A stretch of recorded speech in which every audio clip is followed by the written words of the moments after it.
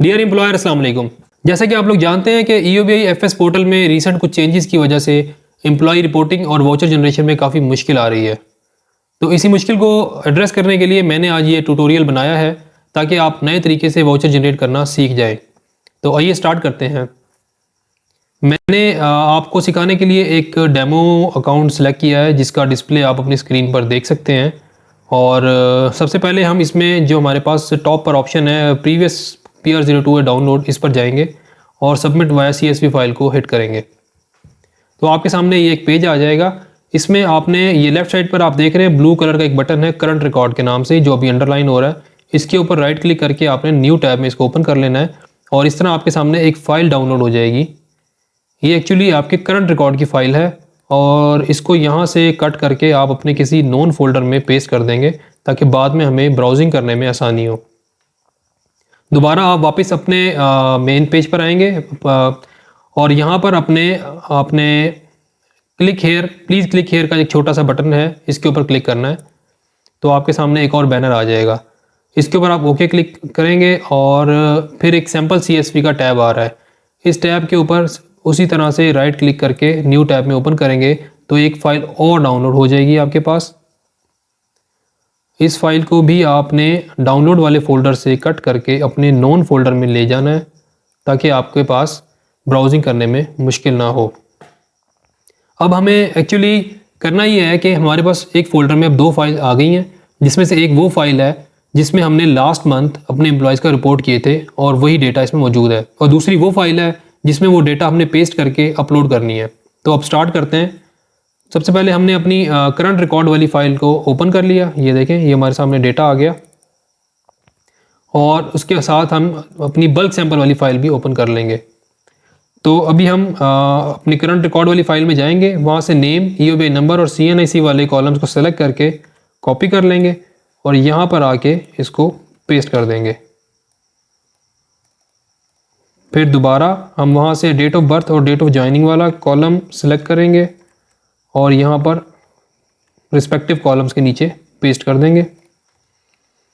उसके बाद आपने यहाँ पर है डेट नंबर ऑफ डेज़ का कॉलम। अब चूंकि हम ये वाउचर जनरेट कर रहे हैं अक्टूबर के महीने के लिए तो हम कंप्लीट मंथ को कंसीडर करते हुए 31 डेज़ यहाँ पर टाइप कर देंगे और इसको नीचे तक ड्रैग कर देंगे। उसके बाद आप राइट पर देख रहे हैं दो एडिशनल कॉलम्स इसमें दिए हुए हैं इस फॉर्मेट में, जिसमें पहला है फ्रॉम डेट और टू डेट। ये एक्चुअली इस महीने का फर्स्ट डे आएगा और 2 में महीने का लास्ट डे आएगा। तो हम यहाँ पर लिखेंगे 1 अक्टूबर 23 और 2 में लिखेंगे 31 अक्टूबर 23।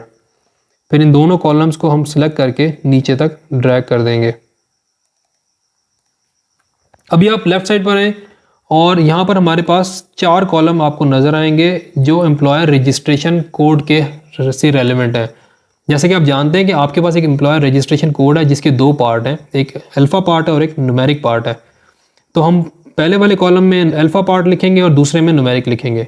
तो अभी जो मेरे पास डेमो अकाउंट है इसका जो अल्फ़ा कोड है वो है CPA और इसका न्यूमेरिक कोड है 64 और इसका जो सब कोड का अल्फ़ा पार्ट है वो CB है और जो उसका न्यूमेरिक पार्ट है वो 2 है। अच्छा, अगर आपके पास सब कोड नहीं है तो इस तरह हम इस सूरत में हमने इसको कैसे ट्रीट करना है तो वो मैं आपको बता देता हूँ। इसको हम डिलीट कर देते हैं पहले।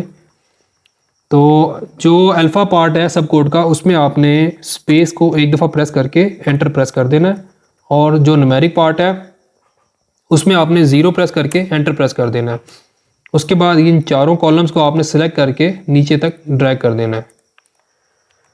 अब हम आएंगे अपनी डेट ऑफ बर्थ और डेट ऑफ ज्वाइनिंग वाले कॉलम के ऊपर जहाँ पे आपको डेट्स नज़र आ रही हैं। अभी एक्चुअली हमने डेट्स का फॉर्मेट चेंज करना है। आपने देखा होगा जैसे फ्रॉम डेट और टू डेट वाले कॉलम में जो फॉर्मेट आपको नज़र आ रहा है एग्जैक्टली यही वाला फॉर्मेट हमें इधर अप्लाई करना है। तो ये बड़ा आसान है, इनको हम दोनों को सिलेक्ट कर लेंगे और राइट क्लिक करेंगे, फॉर्मेट सेल में जाएंगे, यहाँ से इंग्लिश यूनाइटेड स्टेट्स को सिलेक्ट करेंगे और ये सेकंड नंबर पे एक ऑप्शन मौजूद है, इसको सिलेक्ट करके हम ओके कर देंगे। तो ये देखें ये बिल्कुल चारों कॉलम्स की जो है फॉर्मेट सेम हो गई है। अब आपके पास ये फाइल बिल्कुल रेडी हो गई है। इस फाइल को आप Ctrl+S करके सेव कर लेंगे और हम दोबारा अपने डैशबोर्ड पे जाएंगे। यहाँ से चूज़ फाइल वाला जो ऑप्शन आ रहा है इसको हम प्रेस करेंगे और अपनी उस फाइल को ब्राउज़ करेंगे। यहाँ पर हमारे पास आ गया, ये देखें, ये बल्क सैंपल वाली फ़ाइल आ गई और इसको हम ओपन कर लेंगे और इसके बाद इसको अपलोड कर देंगे। यहाँ पर आपको ऑप्शन दे रहा है IP's reporting completed, you can generate your voucher now. तो अब इसके ऊपर जैसे ही क्लिक करेंगे तो ये लॉग आउट कर देगा। इट मीन्स कि आपने जो रिपोर्टिंग की है वो दैट इज़ सक्सेसफुल। तो अब इसको क्लिक किया तो ये हम लॉग आउट होके बाहर आ गए। अब हम इसको री लॉग इन करेंगे अपना कोड डाल के।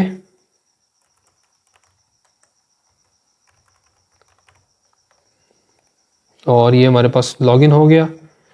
उसके बाद हम डायरेक्टली जनरेट वाउचर के ऑप्शन पर जाएंगे, जनरेट वाउचर को दोबारा हिट करेंगे और ये आपके सामने रिव्यू एग्जिस्टिंग IP का इसने एक प्रीव्यू दे दिया है। इसके बाद आप वाउचर प्रीव्यू में जाएंगे जैसे हम पहले जाया करते थे। ये थोड़ी सी वर्किंग करेगा। वर्किंग करने के बाद आपके सामने वाउचर का ये आपके सामने वाउचर प्रीव्यू आ गया कि अक्टूबर 1 से 31 अक्टूबर 12 IPs के साथ, और उसने यहाँ पर नीचे अमाउंट दे दिया है। उसके बाद आप बिल्कुल पहले वाली प्रैक्टिस की तरह वाउचर जनरेशन ऑप्शन में जाएंगे, यहाँ से करंट पेमेंट सेलेक्ट करेंगे, फाइनलाइज एंड जनरेट वाउचर करेंगे और ये आपके सामने कंप्लीट वाउचर बन के आ जाएगा। इसको आप सेव कर लें और उसके बाद प्रिंट लेकर किसी भी बैंक अल्फ्ला की ब्रांच में आप इसको जमा करवा देंगे। मुझे उम्मीद है कि आज का ये ट्यूटोरियल आपके लिए बड़ा हेल्पफुल होगा। नीचे कमेंट सेक्शन में अपना फीडबैक ज़रूर दीजिएगा। बहुत शुक्रिया। अल्लाह हाफिज़।